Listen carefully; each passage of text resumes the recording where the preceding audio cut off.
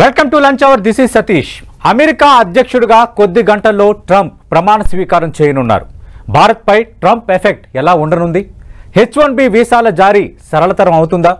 ద్వైపాక్షిక భద్రత రక్షణ పరంగా ఎలాంటి మార్పులు రావచ్చు? ట్రంప్ 2.0 భారత్కు మేలేనా? చర్చిద్దాం ఇవాల్టి లంచ్ అవర్ డిబేట్లో. మనతో పాటు పాల్గొంటున్నారు జాతీయ విశ్లేషకులు పెంటపాటి పుల్లారావు గారు. పెంటపాటి పుల్లారావు గారు, రెండోసారి ట్రంప్ అధ్యక్షుడిగా ఈరోజు ప్రమాణ స్వీకారం చేయబోతున్నారు. గతంలో అంటే ఆయన అధ్యక్షుడిగా ఉన్నప్పుడు భారత్తో నెరిపిన సంబంధాల నేపథ్యంలో అప్పటి ట్రంప్ లాగా ఇప్పుడు ట్రంప్ ఉండొచ్చా? ట్రంప్ రాక వల్ల భారత్కు మేలేనా? ఏం చెప్తారు? తప్పకుండా భారత్ కి మేలు. మన ఫారెన్ మినిస్టర్ ఏమన్నాడు? జయశంకర్ మిగతా దేశాలందరికీ తొందరపడుతున్నారు, యాంగ్షియస్ గా ఉన్నారు, మనకి ఏమీ లేదు. మనం 3 విషయాలు ఉన్నాయి. ఒకటి, మనకి అమెరికాతో సంబంధాలు పెరుగుతున్నాయి. ఎవరు అధ్యక్షుడిగా ఉండినా దాంతో సంబంధం లేదు, కారణాలు ఉన్నాయి. 2, జో బైడెన్ తో కూడానే చక్కగా ముందలకెళ్ళాం. ట్రంప్ ఎంతవరకు వచ్చామో ముందలకెళ్ళాం. తర్వాత ట్రంప్ తో ఏంటంటే మనకు పూర్తిగా తెలుసు, ఆయనతో వ్యవహరించాం, చక్కటి సంబంధం ఉందా. 4 సంవత్సరాలు భారతదేశానికి వచ్చాడు, చాలా గౌరవపడ్డాడు. సో మనకి ఒక మంచి ఐడియాతో స్టార్ట్ అవుతుంది. సో ఈ 3 చెప్తాడు, మనకేం తొందర లేదు. మిగతా దేశాలు చాలా తొందర పడిపోతున్నాయి.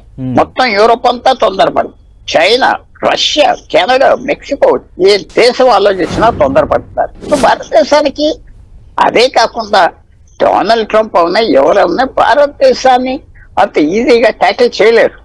ఏదో వాళ్ళు ఏదో H1B వీసాస్ కొద్దిగా అలర్ట్ చేస్తే అయిపోతుందంటే కుదరదు. భారతదేశానికి వాళ్ళకి కావాల్సిన భారతదేశం చేయటానికి రెడీగా ఉన్నది. వాణిజ్యంలో మనం ఎక్కువ ఎక్స్పోర్ట్ చేస్తాం, తక్కువ ఇంపోర్ట్ చేస్తాం. అది సెటరేట్ చేస్తారు. ఆయిల్ ఎక్కువ కొంటారు, అయిపోతారు. లేకపోతే విమానాలు, ఆర్మ్స్ కొంటారు. ఆ లాబింగ్ జరుగుతుంది. సో భారతదేశంతో పెద్ద ట్రంప్ ఏంటంటే ట్రంప్ కొద్దిగా టెంపర్మెంటల్ గా ఉంటాడు. ఏదో ట్రంప్ చైనాతో ఎల్లకాలం విరోధం ఉంటాదంటే ఉండకపోవచ్చు. సో మనం అలా చూసుకోకూడదు. ఇతర దేశాలతో బాగోలేదు కనుక మనకు మధ్య మన దేశంతో ట్రంప్ ఎక్కువగా సాధించగలిగింది ఏమీ లేదు. మన దేశానికి చిన్న చిన్న విషయాల్లో వాళ్ళు ఇబ్బంది పెడితే బ్యాడ్ వస్తుందని వాళ్ళకే తెలుసు. అందరూ అడిగేది ఏంటి? H1B visas. తెలుగు రాష్ట్రాల్లో ఎక్కువగా దాని మీదే ఆతృత ఉంటుంది. ఎందుకంటే 40-50 వేల మంది వెళితే అది ఎంతో ఇంపాక్ట్ ఉంటుంది సంవత్సరానికి. అది కూడా పెద్ద ఇబ్బంది ఉండదు. నిన్న మొన్న బయటకు వచ్చినాయి అన్ని ఏమిటంటే అది కూడా చాలా వరకు వాళ్ళకి అవసరం కాబట్టి మళ్ళీ తీసుకుంటున్నారు. అమెరికాకి ఎవరు అవసరం? వ్యవసాయ కూలీలు అవసరం. అందరూ అడిగేది H1B వీసా టెక్నికల్ పీపుల్ అవసరం. సో అది మనకి పెద్ద ఇబ్బంది ఉండదు. కొన్ని రోజుల వరకు ఇటు కొంచెం చిన్న ప్రాబ్లమ్స్ ఉండినా అవి పట్టించుకోకూడదు.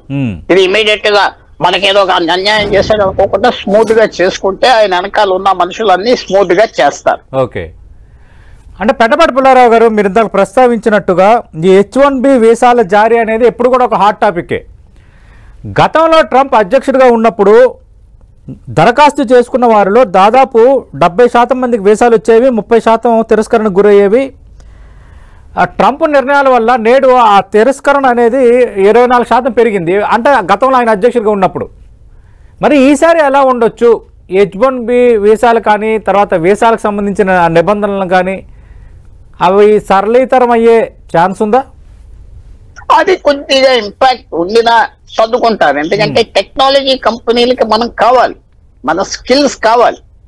ఈవేళ కొత్తగా జరిగింది ఏమిటంటే 2020లో ట్రంప్ నిలబడినప్పుడు టెక్నాలజీ కంపెనీలు వాళ్ళ జాయింటిక్ పీపుల్, పెద్దవాళ్ళు, ఓనర్స్ అందరూ ట్రంప్ కి వ్యతిరేకత చేశారు. అది మస్క్ కూడా, ఇలాన్ మస్క్ కూడా ఏమన్నాడంటే 2020లో మిమ్మల్ని ఓడించడానికి అన్ని ప్రయత్నాలు చేశాం, 2024లో వాళ్ళందరూ ఆయన గెలిపించడానికి కారణం అని ఆయనే చెప్పుకుంటున్నారు కదా, ట్రంపే చెప్పుకుంటున్నారు. వాళ్ళకి ఏం కావాలో తెలుసు, పెద్ద కోరికలు లేవు, వాళ్ళకి ఫ్రీడమ్ ఇవ్వాలి. అందువల్ల నేను అనుకుంటున్నా కొన్ని మీడియాలో కొన్ని ఏదో సెట్ బ్యాక్ వచ్చింది, వాళ్ళకి వీసా ఇవ్వలేదు, 15,000 తగ్గించారు, అవన్నీ వచ్చినా దూరదృష్టితో మనం పోవాలి. అది ఏమి ఇంపాక్ట్ ఉండదు. చదువుకోవాలి, కరెక్ట్ గా అర్థం చేసుకోవాలి సిగ్నల్స్. న్యాచురల్ గా బైడెన్ అడ్మినిస్ట్రేషన్ కి ఇతనికి తేడా ఉంటుంది. మీరు ఆశ్చర్యపోతారు, అందరికంటే ఇబ్బంది భారతదేశానికి ఎవరు తీసుకొచ్చారు ఇబ్బంది? భారతదేశం మీద వ్యతిరేకత అమెరికాలో. 2008 నుంచి 2016 బరాక్ ఒబామా అతనే భారతదేశాన్ని అల్లరి చేశాడు.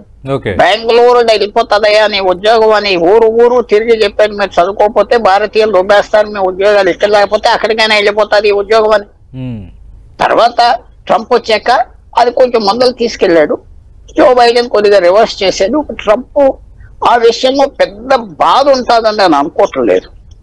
ఈ 75,000 దాదాపు సంవత్సరంలో 75,000 మంది H1B వీసాలు ఇచ్చేది 50,000 60,000 భారతదేశానికి వస్తున్నాయి. అలాగే ఉంటాయి. కొద్దిగా ఇంపాక్ట్ ఉంటుంది సెటిల్ అవ్వే వరకు, అంతవరకే కానీ భారతదేశానికి పెద్ద ఇబ్బంది ఉండదు. మనం అనుకునేది ఏంటంటే అమెరికాతో సంబంధం ఒక H1B వీసా మీదే కాదు కదా, ఎన్నో సంబంధాలు ఉన్నాయి. H1B వీసా ఒక రకంగా అయితే ఆ కోటా నుంచి ఆ లాటరీ మీద వచ్చేది అయితే, మిగతా H1B వీసాలు కోటాలో లేవు కదా, వాళ్ళు అడిగితే ఇస్తా ఉంటారు. దానికి లిమిట్లెస్ గా ఉన్నదా అది ఎవరు చెప్పట్లేదు ఆ రూట్. సో ఇవన్నీ కొద్దిగా అడ్జస్ట్ అవుతాయి. మంచి స్నేహితులు మనకు ఉన్నారు అక్కడ, వ్యతిరేకంగా ఎవరు లేరు. తర్వాత 2020 వరకు పాకిస్తాన్ 2021 వరకు పాకిస్తాన్ ఒక పెద్ద ఫ్యాక్టర్ అమెరికాలో. ఎందుకంటే ఆఫ్ఘనిస్తాన్ యుద్ధం జరుగుతూ ఉన్నది. పాకిస్తాన్ అవసరం 40 సంవత్సరాలు పాకిస్తాన్ అవసరం పడింది అమెరికాకి ఆఫ్ఘనిస్తాన్ గురించి. అది లేదు ఇప్పుడు, అమెరికాకి ఏం ఇంట్రెస్ట్ లేదు. సో అందువల్ల నేను అది ఇమీడియట్ గా సెట్ బ్యాక్ వచ్చేసాను. ట్రంప్ చేశాడు, అలాగ వచ్చిన సెట్ అయిపోతుంది ఈ విషయం, ఎందుకంటే అక్కడ ఉన్న పరిస్థితులు బట్టి. అంటే ఇప్పుడు నేను ఇందాక అన్నట్టుగా H1B వీసాల అంశం అనేది వన్ ఆఫ్ ద టాపిక్ అయినా కొంత ఎక్కువ మందికి అది డిస్కషన్ పాయింట్. ఎందుకంటే అమెరికాలో వెళ్ళి ఉద్యోగం చేయాలి, అమెరికాలో వెళ్ళి సెటిల్ చేయాలన్న కలలు కనేవారు కూడా భారతదేశంలో ఉన్నారు. రెండోది అమెరికా కూడా మనకి తెలుసు, గతంలోనే అమెరికా చాలా సందర్భాల్లో అంటే రెండో అతి ప్రాధాన్య దేశం భారత్, మాకు అవసరాల దృష్ట్యా సర్వీస్ రంగం దృష్ట్యా అంటూ చాలా సందర్భాల్లో ప్రెసిడెంట్లు కూడా మాట్లాడారు. ఒకటి అమెరికాలో ఉండే భారతీయులు, రెండు అమెరికాకి వెళ్ళాలనుకుంటున్న భారతీయులు, అమెరికాలో ఉండి ఉద్యోగం చేయాలనుకుంటున్న భారతీయులు. ఈ 3 ఫ్యాక్టర్స్ చూసేటప్పుడు వీళ్ళకి ట్రంప్ అధ్యక్షుడు అయితే వీళ్ళ భవిష్యత్తు కానీ అలాగే వీళ్ళ విషయంలో ఆయన వ్యవహరించే తీరుగా ఎలా ఉండొచ్చు? చాలా బాగుంటుంది. ఎందుకంటే ట్రంప్ ఒక బిజినెస్ మ్యాన్, ట్రాన్సాక్షనల్ మనిషి అంటారు. ట్రాన్సాక్షన్లు అంటే ఐడియాలజీ లేదు. మీరు ఏం చేస్తారు, మాకు మీరు $1 బిలియన్ ఆయిల్ కొంటారా, ఇంకో $10 బిలియన్ ఆయిల్ కొంటారా అని అడుగుతారు. ఎస్ అంటారు భారతదేశ గవర్నమెంట్. ఇది విజన్. So transactional president. దాని ముందర ఏం జరిగేది, బిల్ క్లింటన్ ప్రెసిడెంట్ గా ఉన్నప్పుడు ఒబామా బైడెన్ వాళ్ళ ముందర భారతదేశాన్ని ఐడియాలజీగా ఒక విరోధిగా చూసేవారు. న్యూట్రల్ గా ఉన్నది ఈ దేశం, ఎవరితో వెళ్తాదో మనం చెప్పలేం అని. భారతదేశానికి వ్యతిరేకం లాబీ ఉంది. ట్రంప్ దగ్గర వ్యతిరేక లాబీ భారతదేశానికి లేదు. భారతదేశం అదృష్టం ఏంటంటే అక్కడికి వెళ్ళిన వాళ్ళు సైలెంట్ గా ఆ ఉద్యోగాలు అయ్యి చేసుకొని పడి ఉంటారు. మీరు చూస్తున్నారు కదా, ట్రంప్ గెలవటం ఒక కారణం ఏంటంటే గత సంవత్సరంలో ఇజ్రాయెల్ మీద దాడులు, అమెరికాలో రైట్స్, ధర్నాలు, గొడవలు చూసి ప్రజలు భయపడిపోయారు. ఆ దేశాల నుంచి వచ్చే వాళ్ళు ఎలాగుంటారు, భారతదేశం నుంచి వచ్చే వాళ్ళు క్వైట్ గా ఉంటారు. అన్ని ఎక్కడ చూసినా హై లెవెల్స్ లో భారతదేశం తప్పదు. ఇప్పుడు వైస్ ప్రెసిడెంట్ భార్య ఆఖరికి వచ్చి తెలుగు అమ్మాయి, అంటే ఆమె తెలుగు అని చెప్పుకోవట్లేదు, అందరూ చూస్తున్నారు కదా, వాళ్ళకి కళ్ళు ఉన్నాయి, వాళ్ళకి చెవులు ఉన్నాయి. భారతదేశం నుంచి వెళ్ళే వాళ్ళు ఎలీట్ అయిపోయి ఎలీట్. అదే కాకుండా మీకు చిన్న పాయింట్ చెప్తా. ఇమిగ్రేషన్ కి 2016 నుంచి 2020 వరకు ట్రంప్ చెవు ఎవరికి ఇచ్చేవాడు అంటే స్టీవెన్ మిల్లర్. మీరు చూసుకోండి ఆ పేరు. ఇప్పుడు ఆ స్టీవెన్ మిల్లర్ కి ప్రమోషన్ ఇచ్చాడు, డిప్యూటీ ప్రైమ్ మినిస్టర్ పోస్ట్ లాంటిది ఇచ్చేది, ఇంకా ఇంపార్టెంట్ అవి. కానీ గత 6 నెలలు బట్టి స్టీవెన్ మిల్లర్ భారతదేశం వీసాలు H1B మీద సాఫ్ట్ అయిపోయాడు, సాఫ్ట్ అవ్వాడు. ఆయన పూర్వం ఉండే అపోజిషన్ లేదు. Elon Musk, Google, Microsoft, bill gates, Apple company అందరు చెప్పేది ఏంటంటే వీళ్ళ లేకపోతే పని అవ్వదు. అంటే ఈ స్కిల్ అమెరికన్స్ కూడా అంత పని చేయరు. సో మీరు తక్కువ జీతాలు ఇస్తున్నారు, భారతీయులకి అక్కడ పని చేసుకుంటున్నారని పెద్ద అలిగేషన్ ఉంటే ఇప్పుడు చేయబోయేది ఏంటంటే మనకి ఒక వారం రోజుల్లో నెలల్లో తెలుస్తుంది. వీసా గ్రీన్ కార్డు ఇదే H1B వీసా ఇచ్చిన వాళ్ళకి ఆ కంపెనీ కొంచెం ట్యాక్స్ ఎక్కువ కట్టాలి గవర్నమెంట్ కి.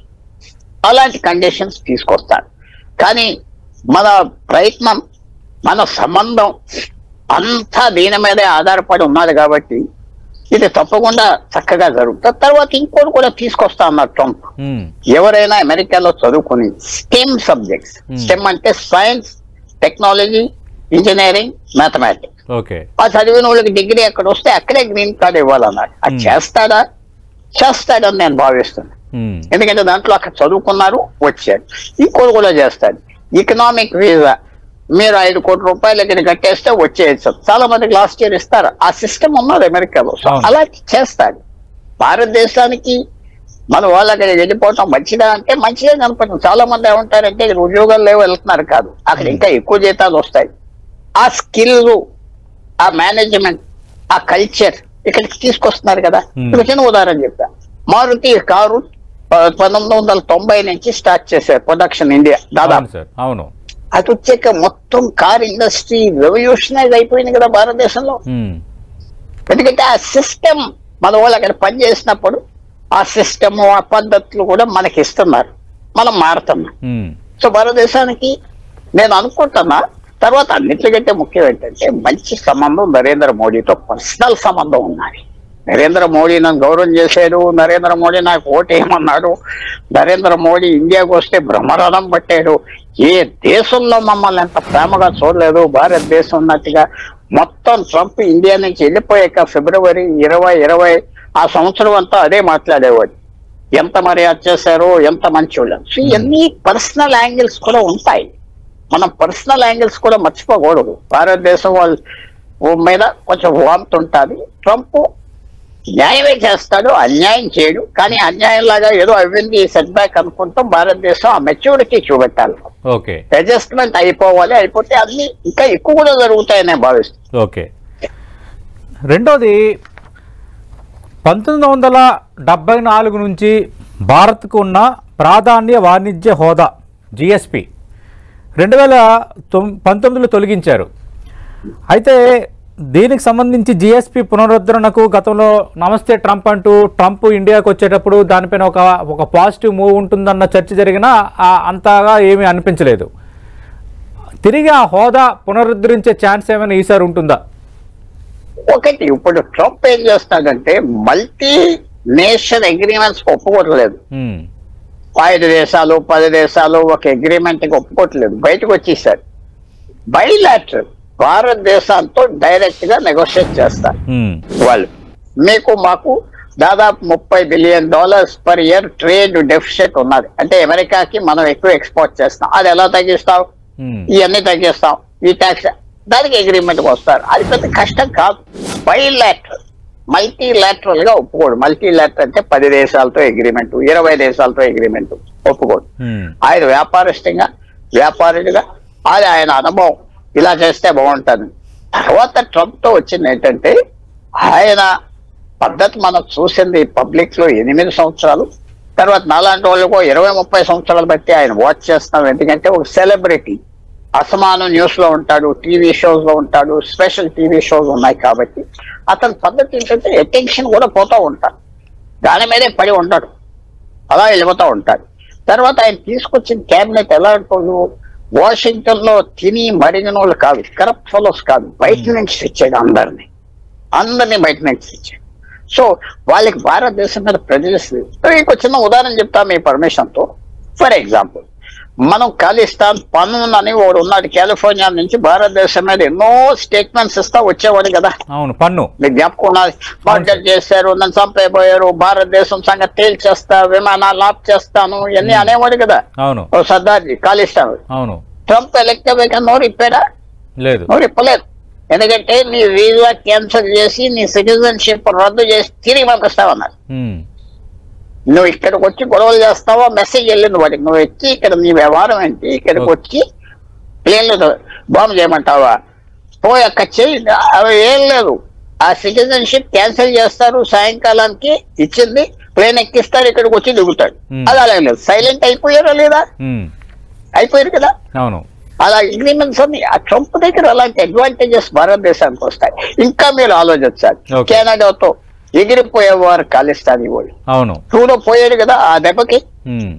మనకి ఎన్నో బెనిఫిట్స్ ఆల్రెడీ వచ్చినాయి, మనం అవి కనపడట్లేదు, లెక్క పెట్టట్లేదు. కెనడా చదువుకున్నది, అమెరికా ఖాళిస్తాన్ చదువుకున్నది, చైనా డిఫెన్సివ్ లో పడింది, పాకిస్తాన్ ఎవరు లెక్క పెట్టలేదు. ఎన్నో అడ్వాంటేజెస్ వచ్చినాయి. సో మీరు అన్నది ఎకనామిక్ అగ్రిమెంట్స్ బైలాటరల్ గా అవుతాయి అమెరికా ఇండియా మధ్యన, అది అవుతాయి. ఓకే. రెండోది, ఈ ఇరాన్పై అప్పుడు అమెరికా ఆంక్షలు విధించిన వ్యవహారం అనేది ఒక ఎత్తు అయితే, ప్రధానంగా రక్షణ పరంగా మనకి ఎలాంటి మేలు జరగచ్చు?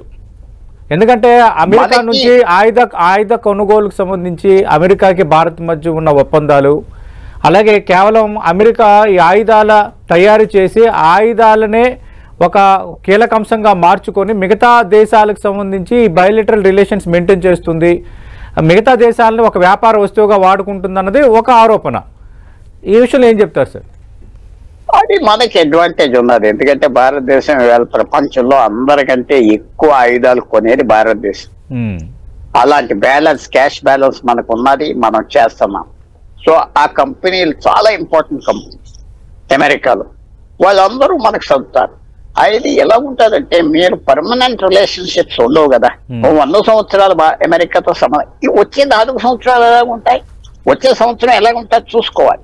షార్ట్ టర్మ్ దేశాల మధ్యన పెద్ద సంబంధాలు ఉండవు, దేశాల మధ్యలో రోజులో సంబంధాలు మారిపోతాయి, ఒక్క రోజులో మారిపోతాయి. అందువల్ల మనం జాగ్రత్తగా చేసుకోవటం. అమెరికా చాలా పెద్ద దేశం, ఎన్నో ఇంట్రెస్ట్ ఉంటాయి, అవి అంతా మన వాళ్ళు చాలా ఎక్స్పీరియన్స్ అయిపోయారు. మన డయాస్పోరా, మన జనం అక్కడ ఉన్న వాళ్ళు కూడా మంచి స్థితిలో ఉన్నారు, మంచి స్థాయిలో ఉన్నారు, మంచి పేరు ఉన్నది. సో 8 సంవత్సరాల క్రితం ట్రంప్ వచ్చినప్పుడు భారతదేశం మీద ఏం తెలిసింది కాదు, ఏం తెలియలేదు. ఆయన 4 సంవత్సరాలు నేర్చుకున్నాడు, గత 4 సంవత్సరాలు ఇంకా నేర్చుకున్నాడు. భారతదేశం ఒక మంచి రిసోర్స్ అమెరికాకి. మీరు అడిగిన మాట, క్వాడ్ 4 దేశాలు ఒక అగ్రిమెంట్ ఉన్నాయి చైనా మీద, America, Australia, Japan, India. First meeting వచ్చే వారం అవుతుంది, రేపు ఎల్లుండి అవుతుంది. అది ట్రంప్ చాలా ఇంపార్టెంట్. ఎందుకంటే చైనా మీద ప్రెషర్ తేవాలంటే స్నేహం చేయాలి, విరోధం రెండు ఒకసారి వెళ్ళాలి. స్నేహం చేసుకుంటారు చైనాతో, కానీ విరోధం ఎక్కడ ఉంటుంది? కొరియాని, జపాన్ ని, భారతదేశాన్ని బలపరచాలి. భారతదేశం బలపరిస్తేనే చైనా లొంగుతాదని యూరోప్ లో అందరికీ తెలుసు, అమెరికాలో తెలుసు. భారతదేశాన్ని వదిలేస్తే అమెరికాకి దెబ్బ, యూరోప్కి దెబ్బ. ఇప్పుడు నెంబర్ 1 ఎనిమీ ఎవరు అమెరికాకి? చైనా. యూరోప్ కి ఎవరు నెంబర్ 1 ఎనిమీ? చైనా. ఎందుకంటే చైనా తీరు మార్చేసి మిలిటరీ టెన్షన్ తీసుకొస్తారు. ఇవాళ రష్యా యుక్రెయిన్ యుద్ధం జరుగుతుంది, ఎంత జరుగుతుంది? చైనా చేయిస్తుంది రష్యాతో. స్నేహాలు, రష్యా చైనా స్నేహం ఉన్నది, కానీ చైనా ఇంట్రెస్ట్ ఏంటి? రష్యా అలా యుద్ధం చేసుకుని వీక్ అయిపోయి చైనా మీద డిపెండ్ అవ్వాలి. అందరికి తెలుసు ఈ స్ట్రాటజీ. సో చైనాని ఎలాగ ఆప్ చేయాలి? ఫస్ట్ డొనాల్డ్ ట్రంప్ ఏం చేసుకున్నాడు? చైనా నొక్కేస్తానన్నాడు. ఇప్పుడు మన షీ జిన్పింగ్ తో మాట్లాడి మోడరేట్ అయిపోయాడు కదా. మోడరేట్ అంటే మనం మాట్లాడదాం, చేద్దాం. ఒక చిన్న పాయింట్ మీకు చెప్తున్నా సతీష్ గారు, అమెరికా ప్రెసిడెంట్ అవి ఈవేళ సాయంకాలం భారతదేశం టైం నుంచి అన్ని ఆయన చేయగలడు అనుకోవద్దు. ఆయనకి రోజు రోజుకి ఏం అర్థం అవుతారంటే, ఆయన పవర్ కి లిమిట్స్ ఉన్నాయి. లిమిట్స్ అన్ని చేయలేడు, కొంత సాయం చేస్తే కొంత చేయగలరు, ఎందుకంటే లిమిట్స్ ఉన్నాయి. రష్యా యుక్రెయిన్ యుద్ధం ఒక్క రోజులో ఆప్ చేస్తా, నేనే ప్రెసిడెంట్ అవ్వాక ఒక్క రోజు ఉండాలి. ఇప్పుడు వదిలేశారు కదా, 1 నెల పట్టొచ్చు, 6 నెలలు పట్టొచ్చు. ఆ పవర్ కి లిమిట్ ఉన్నదని డొనాల్డ్ ట్రంప్ కూడా తెలుసుకుని చైనాని బెదిరించాడు, మళ్ళీ చైనాతో మాట్లాడాడు. సో చూడాలి, ఆయన ఏదో దూకుడుగా చేసి ఫోన్ ఎత్తి చెప్పేస్తే చేస్తారని లేదు. ఒక సోషల్ మీడియా మీద మెసేజ్ ఇచ్చి చేస్తే మొదటిసారి అంటారు, రెండోసారి అవతల పో అంటారు. ఆల్రెడీ మెక్సికో ఏమన్నది? అవతల పో అన్నారు. పానమా చిన్న దేశం, 50 లక్షల మంది ఉన్న దేశం, వాళ్ళు ఏమన్నారు? పిచ్చి పిచ్చిగా మాట్లాడదు ఉన్నట్టు మా దేశాన్ని తీసుకుంటా అన్నారు. లిమిట్స్ తెలుస్తాయి. సో మనం దీని గురించి ఏం తొందరపడక్కర్లేదు, కేర్ఫుల్ గా హ్యాండిల్ చేసే శక్తి ఉన్నది. అన్ని చక్కగా ఉన్నాయి భారతదేశాలు. పాస్ చేసుకోవాలంటే మనమే పాస్ చేసుకుంటాం తొందరపడి, కేర్ఫుల్ గా డీల్ చేయాలంట. అన్ని వస్తాయి భారతదేశం. రైట్. అంటే పెంటపాటి పుల్లారావు గారు, పాకిస్తాన్ విషయంలో ఏ విధంగా వ్యవహరించవచ్చు? ఎందుకంటే చాలా సందర్భాల్లో అమెరికా అధ్యక్షులు భారత్తో స్నేహం ఉంటూనే పాకిస్తాన్కి ఇదోతకంగా మేలు చేసిన సందర్భాలు కూడా ఉన్నాయి. ఎప్పుడు కూడా మనపై పాక్ కాలు దూగుతూనే ఉంది. ఒకవైపు చైనా ప్రధాన శత్రువుగా ఉంది. చైనా వ్యవహారంలో అమెరికా ఎలా ఉండొచ్చు మీరు ఆల్రెడీ ఎక్స్ప్లెయిన్ చేశారు. What about Pak? పాకిస్తాన్ తో వచ్చింది ఏంటంటే అమెరికాకి చిన్న చరిత్ర మర్చిపోదు. 1950 నుంచి రష్యాతో అమెరికా దెబ్బలాడుతున్నప్పుడు 2 సూపర్ పవర్స్ ఉన్నప్పుడు భారతదేశం న్యూట్రల్ గా ఉంటే పాకిస్తాన్ అమెరికాతో వెళ్ళిపోయింది. అమెరికాకి బేసులు ఇచ్చింది. సో చక్కటి సంబంధం. మళ్ళీ అన్ని వదులుకుందామని 1980 వచ్చేటప్పటికి రష్యా ఆఫ్ఘనిస్తాన్ ఇన్వైట్ చేశాక పాకిస్తాన్ పెట్టుకుని యుద్ధం చేసింది అమెరికా. అది 20 సంవత్సరాల పాకిస్తాన్ కి ఆధారపడిన డిపెండెంట్ అయిపోయారు. పాకిస్తాన్ లేకపోతే రష్యాను యుద్ధం లేదు. పాకిస్తాన్ బేస్ గా వాడి లారీలు గీరీలు ఏమైనా వెళ్ళాలంటే ఆఫ్ఘనిస్తాన్ కి పాకిస్తానే దారి. అది అయిపోయాక మళ్ళీ 2001 ఏమైంది, ఒసామా బిన్ లాడెన్ వాళ్ళు అటాక్ చేసి చంపేశాక అప్పుడు తీసేశాక ఆఫ్ఘనిస్తాన్ మళ్ళీ పాకిస్తాన్ మీద అక్కడ సైన్యం అమెరికన్ సైన్యం పెట్టుకుని డిపెండ్ అవ్వారు. ఆ ఆధారపడతాం డిపెండెన్సీ అమెరికాకి ఆగస్ట్ 2021 అయిపోయింది. వాళ్ళు అమెరికా వదిలేసారు. పోయిందని ఒక $100 బిలియన్ సరుకులు వదిలేశారు ఆఫ్ఘనిస్తాన్ లో. హెలికాప్టర్స్ ట్యాంక్స్ వదిలేసి వచ్చేసారు. ఒక రోజున ఆగస్టును వచ్చేసారు. అందరికి జ్ఞాపకం ఉన్నది. 2021 ప్లేన్లో పారిపోయారు అమెరికన్. అప్పటి నుంచి పాకిస్తాన్ కి అమెరికాతో బేరం పెట్టుకోవటానికి ఏమీ లేదు. ఎవరికి ఇంట్రెస్ట్ లేదు. ఎవరు వెళ్తూ లేదు. పాకిస్తాన్ చిన్న దేశం, పనికిరాని దేశంగా చూస్తున్నారు. సో పాకిస్తాన్ ఏం చేస్తుందంటే చైనాను వాడుకొని మన మీద దాడేస్తుంది. సో చైనాని అమెరికా ఆ సంబంధం సరే అవ్వదు. ఎందుకంటే కంట్రోల్ చేయాలి చైనాని. 1971 నుంచి చైనాని సపోర్ట్ చేస్తా వచ్చారు అమెరికా. జ్ఞాపకం పెట్టుకోండి. అది భారతదేశాన్ని కంట్రోల్ చేయాలంటే చైనా ఉంటే చాలు, వీళ్ళు నోరు మోసుకుంటారు అనుకున్నాం. అది పోయింది. ఆ ఈక్వేషన్స్ పోయినాయి. ఆ ఈక్వేషన్స్ మారినవి.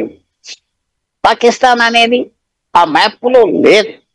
ఏదో ఉపయోగమైన దేశం అనేది లేదు అమెరికాకి. మన దగ్గరికి వస్తే చెప్పాకర్రతో వస్తున్నారు. మీరు జ్ఞాపకం చేస్తున్నారు, ఆగస్ట్ లో బంగ్లాదేశ్ గవర్నమెంట్ మార్చేశారు. మార్చగానే పుకార్లు వచ్చాయి. ఏదో అమెరికా చేయించింది, అమెరికా కంట్రోల్ వచ్చినాయి కదా. కానీ అమెరికా అన్నది మాకు అసలు ఇంట్రెస్ట్ లేదు. ఈ దేశంతో మాకు సంబంధం లేదు. మాకెందుకు ఇలాంటి బంధుత్వాలు, మాకేం ఉపయోగం, వదిలేసారు బంగ్లాదేశ్. సో ట్రంప్ ఇంకా కఠిన నిర్ణయాలు తీసుకుంటాడు. అవసరం లేని మనుషులతో మాట్లాడు, తొక్కేయమంటాడు. సో పాకిస్తాన్ ఇష్యూ కాదు, మనకి చైనా ఇష్యూ. చైనాని మేనేజ్ చేసుకోవాలి 2 రకాలుగా. మనం స్నేహం చేసుకున్నట్టుగా చైనాతో ఉండాలి. ఎప్పుడు చైనాతో పర్మనెంట్ ఎనిమిటీ మనకి చైనాతో ఉంటారు వచ్చే 100 సంవత్సరాలు. అది ఎవరు మర్చిపోకూడదు. చైనాతో 3500 కిలోమీటర్లు ఉన్నది మనకి. సరే, అది పర్మనెంట్ గా ఉంటారు. చైనా ప్రతి దేశంతో 14-15 దేశాలు ఉన్నాయి చుట్టుపక్కల సరిహద్దులు. అందరితో విరోధం మెయింటైన్ చేస్తూ ఉంటారు. వాళ్ళ తత్వం, వాళ్ళ రాజకీయం. సో మన భారతదేశం పర్మనెంట్ ఎనిమిటీ ఉన్నది. దేశం అర్థం చేసుకోవాలి. ఈ రాజ్యాంగం కావాలి, అయ్యి కావాలి, అన్ని అంటే చైనా ఫస్ట్ చూసుకోవాలి. అది జ్ఞాపకం పెట్టుకోవాలి. Right. Thank you Pentapati Pullarao గారు. మనం చూస్తున్నాం అమెరికా అధ్యక్షుడిగా ట్రంప్ ఈరోజు ప్రమాణ స్వీకారం చేయబోతున్నారు. భారత కాలమానం ప్రకారం రాత్రి 10:30 ఆయన ప్రమాణ స్వీకారం ఉండే ఛాన్స్ కనిపిస్తోంది. అయితే గత అధ్యక్షులతో పోల్చుకుంటే ట్రంప్ వల్ల భారత్కు కొంత మేలే ఉండొచ్చు. భారత్ను ఒక సహజ మిత్రుడిగా ట్రంప్ భావిస్తున్న నేపథ్యం, అలాగే మనకి ప్రధాన శత్రువుగా ఉన్న చైనా విషయంలో ట్రంప్ టెంపరతనంతో ఉన్న వైనం, అలాగే పాకిస్తాన్ విషయంలో వ్యవహరిస్తున్న తీరు, ఇవన్నీ కూడా మనకు ప్లస్ పాయింట్స్ అంటున్నారు. రెండోది అటు H1 వీసాలకు సంబంధించి సరళీకృతం అయ్యే నేపథ్యానికి సంబంధించి కూడా భారత్ విషయంలో చాలా పాజిటివ్ యాటిట్యూడ్తో ట్రంప్ కానీ ట్రంప్ టీమ్ కానీ ఉంది కాబట్టి అది కూడా మనకు ఒక అడ్వాంటేజ్ పాయింటే కావచ్చు.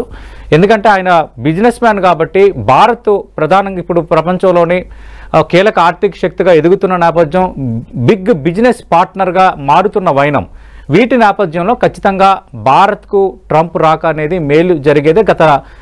అంటే అంతకుముందు ఆయన అధ్యక్షుడిగా ఉన్నప్పుడు కూడా మనకి మేలే జరిగిందన్న అంశాన్ని పెంటపాటి పుల్లారావు గారు చెప్తున్నారు. ఇది ట్రంప్ వల్ల భారత్కు మేలంతా ఈ అంశంపై 10 టీవీ ప్రత్యేక విశ్లేషణ.